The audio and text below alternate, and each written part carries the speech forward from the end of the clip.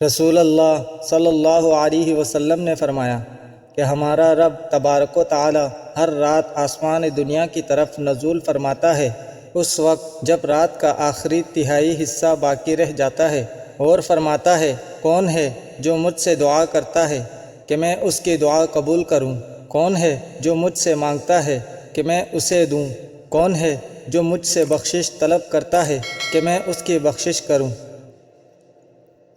نبی کریم صلی اللہ علیہ وسلم نے فرمایا، راستوں پر بیٹھنے سے بچو۔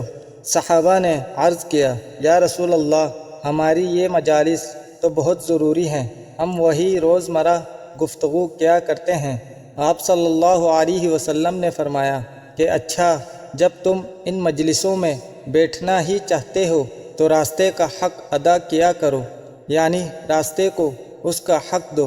صحابہ نے عرض کیا، راستے کا حق کیا ہے یا رسول اللہ؟ فرمایا، غیر محرم عورتوں کو دیکھنے سے نظر نیچی رکھنا، راہگیروں کو نہ ستانا، سلام کا جواب دینا، بھلائی کا حکم دینا اور برائی سے روکنا۔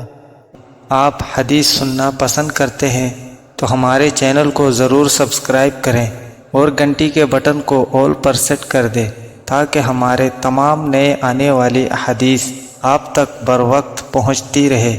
شکریہ۔